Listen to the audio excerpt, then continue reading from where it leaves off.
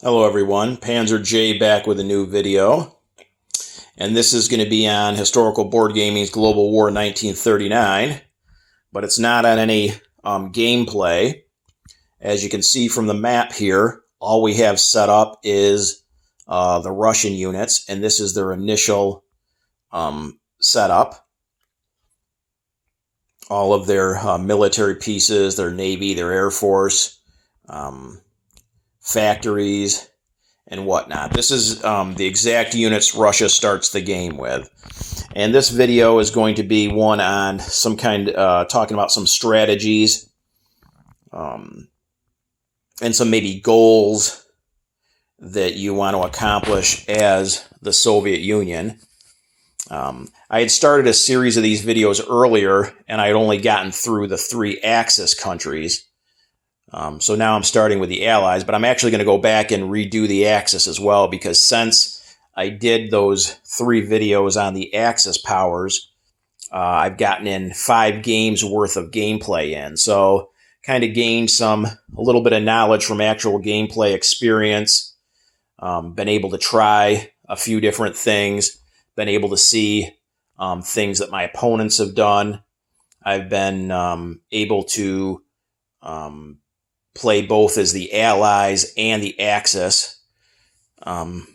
So I've got a feel for each of the countries at least a little bit. Definitely better than what I had when I made the 3 original videos on the strategies and goals of each of the Axis powers. Those are actually the first 3 videos I made for my YouTube channel. So anyways, we're going to go ahead and start up the series over again. And this is we're going to concentrate video per country. And again, we're going to go ahead and start with the Soviet Union.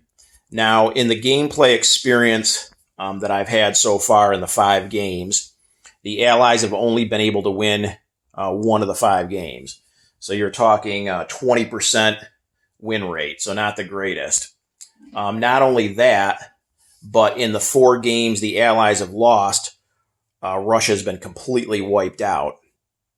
At least in those 4 games the Allies have lost, both the United Kingdom and the United States were still left standing at the end of the game, and still had, fairly strong forces on the board.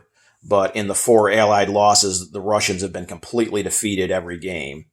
It was only this last game, which was an Allied victory, and Russia actually not only survived, was arguably the strongest Allied power at the end of the game.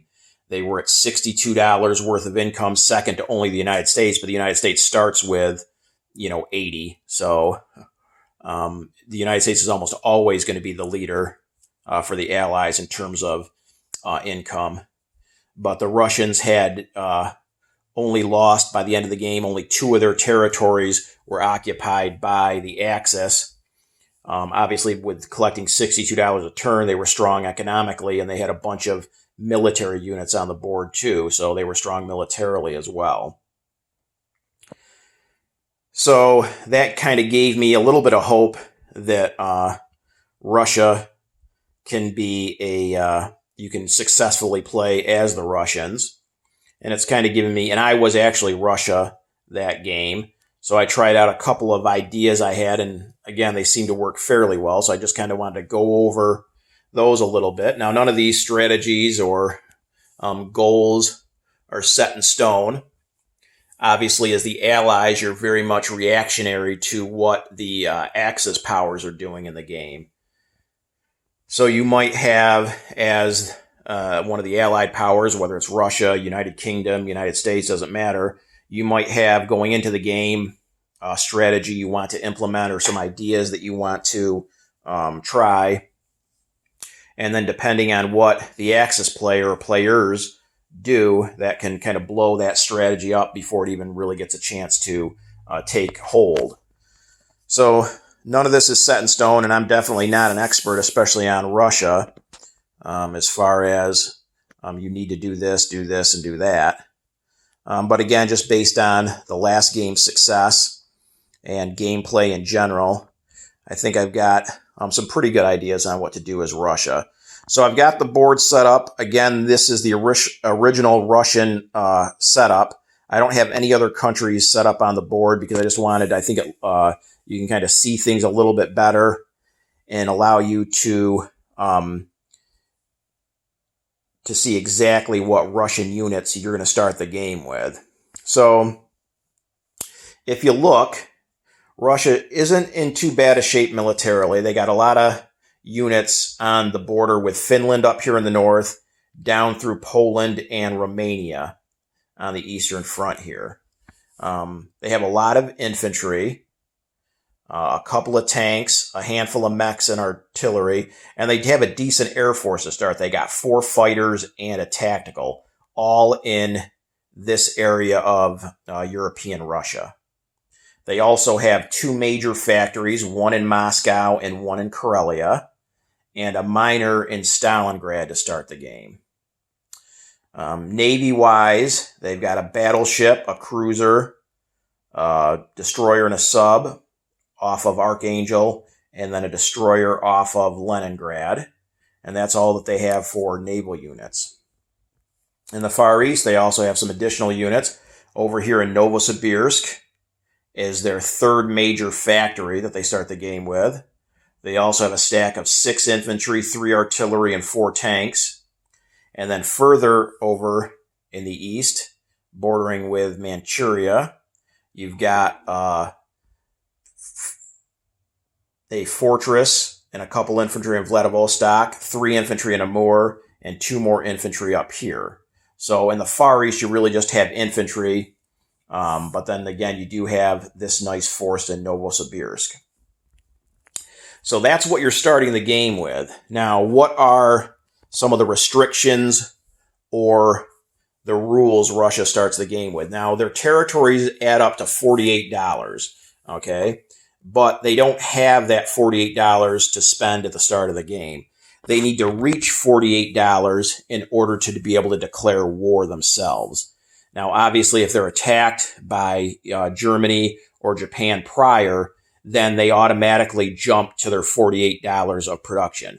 But prior to that, as long as they're not attacked, at the end of each turn, they roll 2 12-sided die and add that up over each turn until they get to $48, and they're able to declare war themselves if they haven't been attacked yet. So depending on your rolls, you could be looking at a decent amount of income right after the end of turn 1, or you could be behind the 8 ball. I mean, you could roll like a 2 and a 3, and then you only collect $5 that turn, so it just depends. They do start the game, though, with $15. So they have $48 worth of territory, and they actually start with income of $15. So on turn 1, you're going to be able to spend $15. As far as restrictions, in terms of what they can and can't do, Russia starts the game neutral and cannot declare war on any European country except for Poland, the Baltic states, and Finland.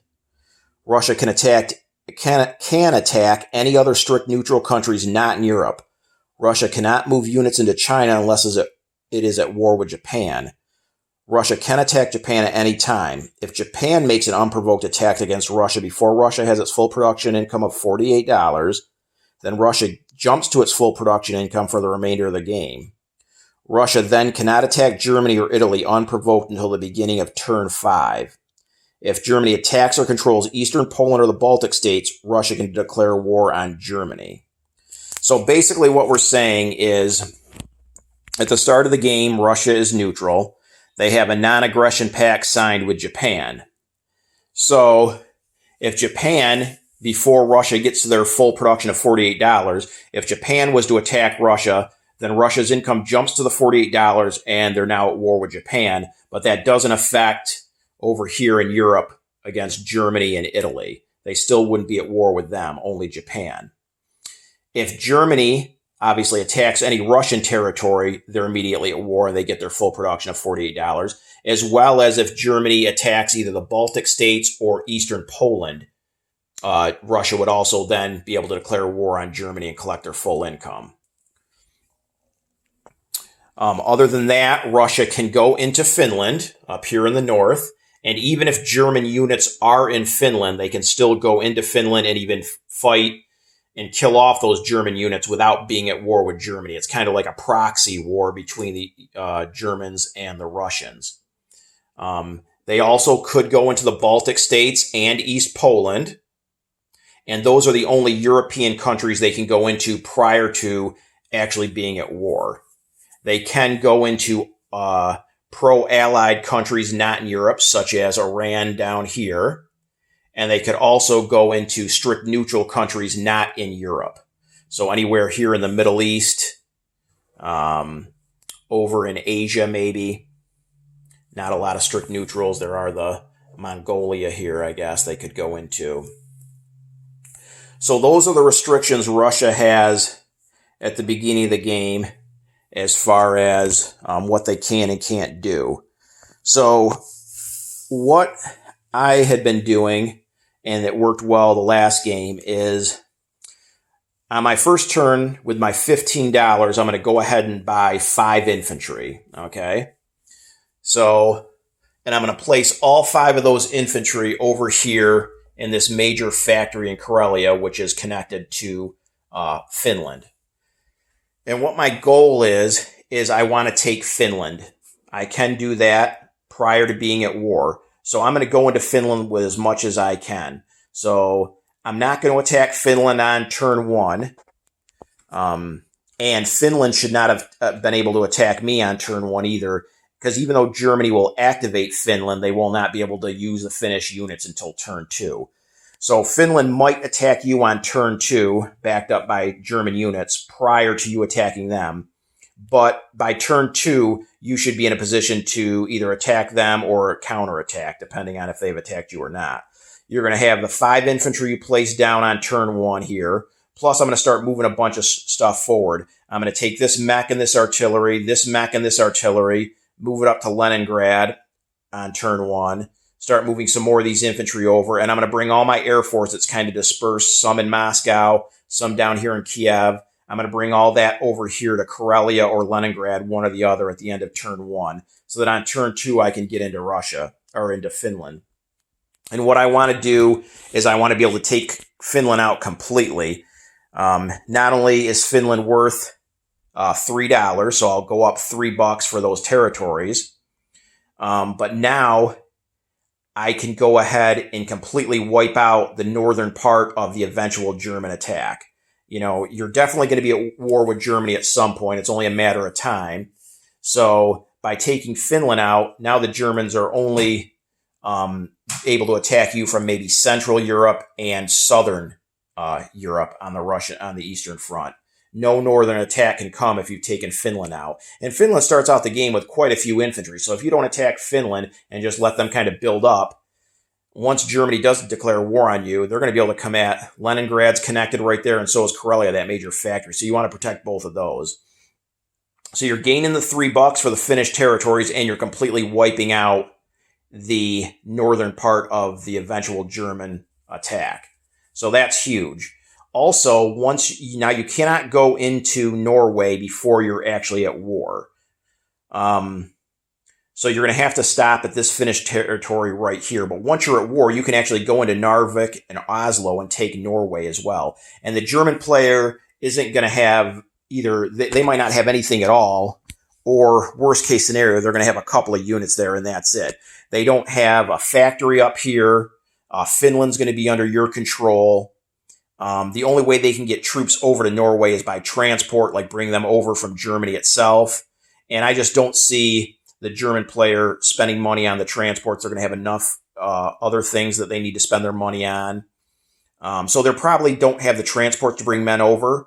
So once you're at war, you can then go from Finland into Norway. And again, that's another $2 worth of territory, as well as one of the bonuses for Germany is having Narvik and Oslo and Denmark under control while Sweden is neutral. That gives them a +5 bonus. It's for the Swedish iron ore shipments.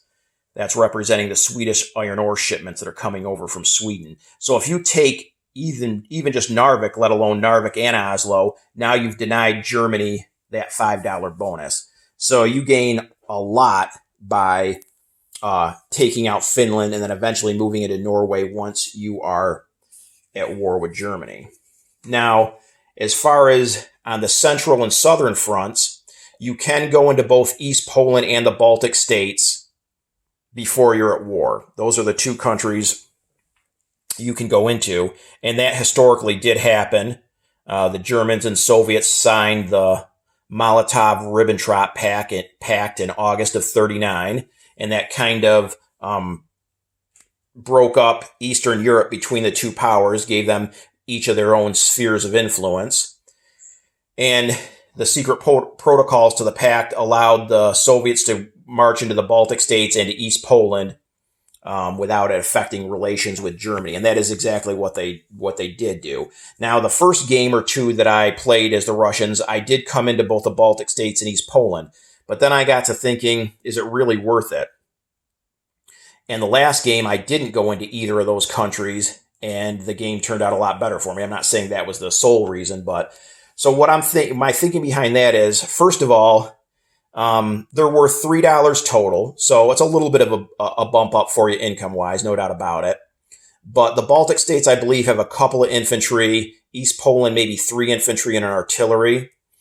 So you're going to expend Russian units. You're definitely going to incur some casualties by taking these two territories. So that's one negative right there. So even if you only lost a couple of infantry are $3 a piece, that's double the cost of what you're going to gain from the two territories. So not only are you going to lose the Russian units, but now Germany's in Warsaw, definitely.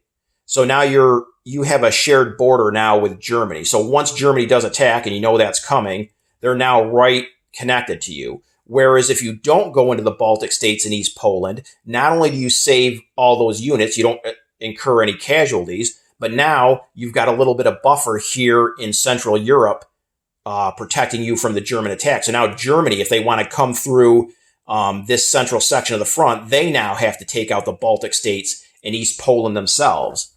So that buys you an extra turn before they're in Russian territory on that section of the front, as well as it now causes the German player to incur casualties before he can get to your territory.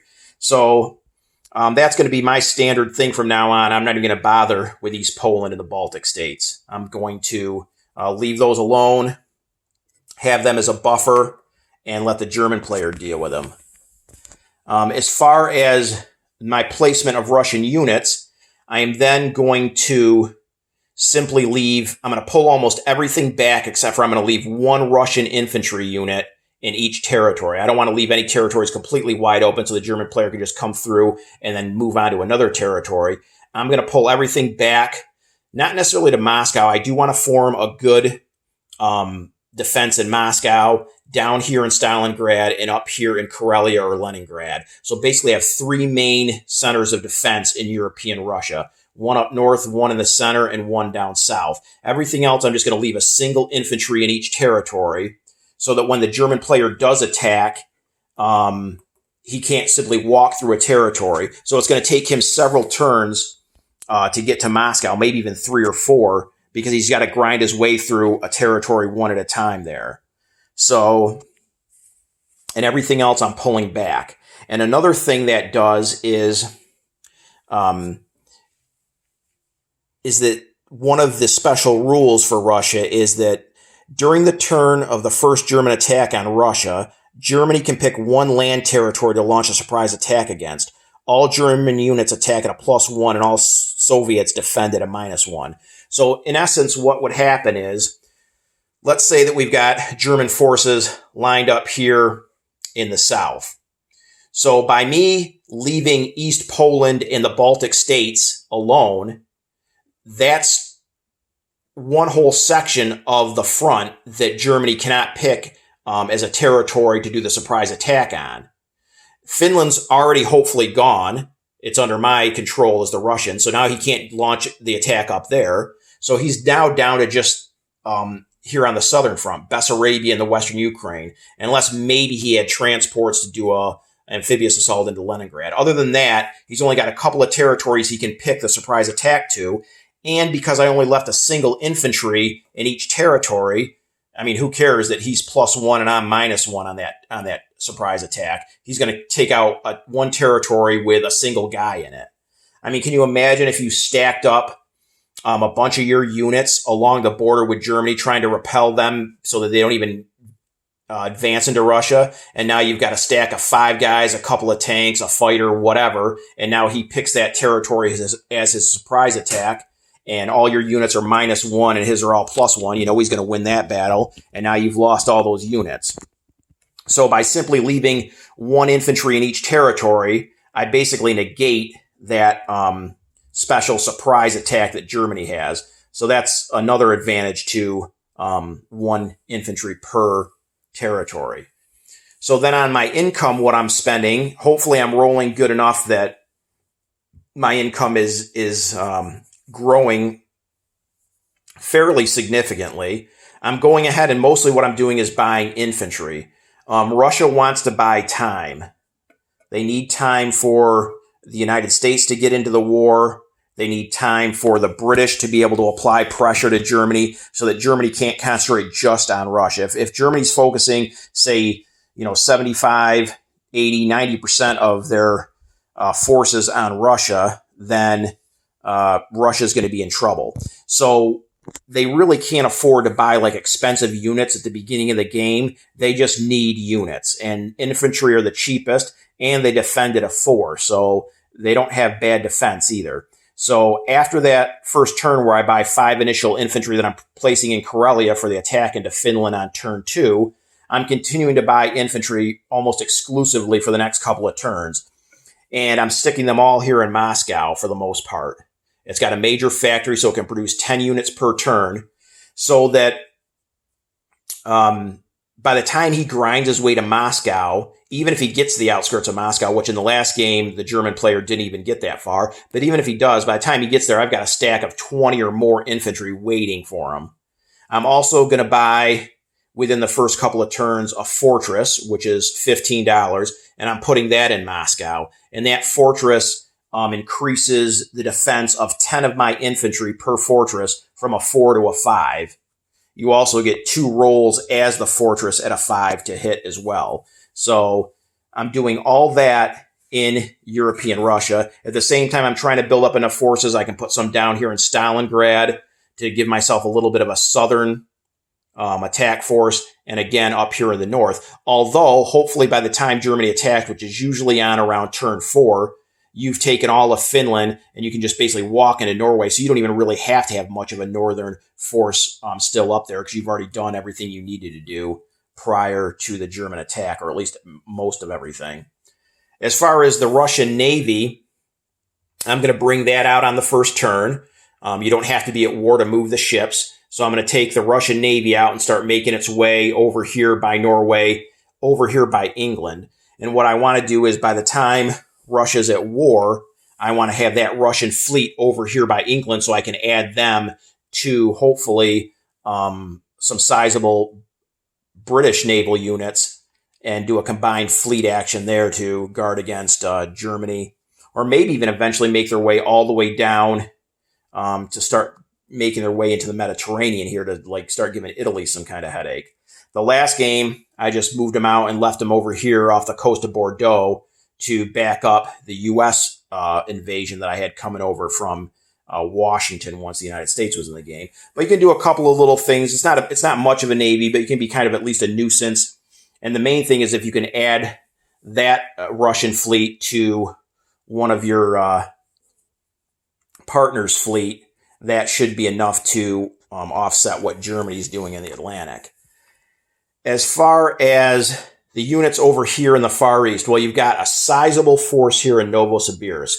So what I'm going to do is, with the 6 infantry and the 3 artillery, on turn 1 and in subsequent turns, I'm going to start moving them over one space at a time, because both artillery and infantry can move one space, and start moving them over here. So I'm going to go down here 1, turn 2, and turn 3, I'm going to be in Stalingrad. So again, Germany probably isn't going to attack on turn 3. So by the time the attack is launched, I've already buffed up Stalingrad with 6 more infantry and 3 artillery from the Far East. So Stalingrad already, without me even really purchasing anything from Stalingrad, they're going to be much stronger in that territory from what I brought over from Novosibirsk. The tanks I'm going to do something different with. These 4 tanks, I'm going to start moving over here further into the Far East, over by these Japanese territories. So, and they can move 2. So 1, 2, 1, 2. So that at the beginning of turn 3, they're at the border with this northern Japanese territory. I'm also going ahead with this infantry, these 3 infantry in Amur. I'm going to come down to Novosibirsk. And why I'm doing that is Novosibirsk Vladivostok, it's worth $2. So that's worth more than any other territory in the Far East. So I want to protect that. Plus it has a fortress already down here. So that's going to buff up my infantry defense. So I'm going to bring these 3 infantry down on turn 1 and start making my way down with these 2 infantry as well. Vladivostok's the territory I want to hold on to the most, and that fortress is going to give me a better chance to hold on to it. Not necessarily if, but when Russia and Japan are at war. Historically, they did not go to war until the very end when Russia declared war on Japan, I believe, in either July or August of 45. But in this game, they're very much at war way before that. So I am totally anticipating going to war with Japan at some point. So I want to position all my units that I can, all my infantry down here in Vladivostok, and I want to start bringing these tanks over from Novosibirsk. So what I could do is Japan can attack Russia at any time and vice versa. Now, as Russia, I wouldn't recommend you attacking Japan until you're at your full production of $48, because if you attack Japan, let's say on turn 2, and you're at that point only collecting, say, $10, $15 a turn, you attacking Japan doesn't bump you up to your $48. You stay at whatever your rolls are. So you're, and Japan's at that point collecting 50-something bucks probably. So you're at a big time economic disadvantage. So I would not recommend attacking Japan until you have reached your full production of $48, either through a German attack or through your die rolls. Now, if Japan attacks you, then you automatically go up to your $48, and then it's a moot point. Then you're at war and you've got your full production. But I wouldn't attack Japan until you're at your full production. So I'm just positioning units. But I'm definitely, once I'm at full production or once Germany's attacked me, I'm going into these northern Manchurian Japanese territories. There's some good dollar value up here, a couple of 1s, a 2 down here in Peking. And I want to do that because not only am I obviously bumping up my own income, and that could offset some of the losses I might sustain here in European Russia from the German invasion, but not only that, but now I'm giving Japan even that much more of a headache because now I'm coming in from the north, okay? The Far East Command is down here in the south. You got China, both national and communist China, given the Japanese trouble here in Central Asia, not to mention whatever's going on in the Pacific. So I want to give Japan as many headaches as I can. I want to come at them from as many different directions as I can. So I definitely do not want to pull all this stuff back. I've seen some players pull all this stuff back, trying to get it over to European Russia. First of all, most of this stuff can only move 1 space a turn, so it's going to take you forever to get over there. Plus, by doing that, like I said, you empty out the Far East and don't apply any pressure to the Japanese whatsoever. So that's what I'm doing in the Far East, and that is basically the strategy that I followed this last turn, this last game, and it seemed to work really well. Some of the other special rules about Russia is the second capital. If the Axis units occupy Moscow, Russia loses all their production certificates to the bank instead of the enemy player, but can move the capital to either Karelia or Novosibirsk and continue to fight. So basically, if Moscow does fall, the Russians they lose all their dollars for that turn, but instead of giving them to the German player, they go to the bank. So you just simply can't buy for that 1 turn. And then you can move your capital either up here to Karelia or Novosibirsk. And most people will move it to Novosibirsk to move it further away from a German attack. And then you would just continue to fight from that point forward. So that's how, those are some strategies and some tactics you can employ as the Russians. The main thing is to stick around.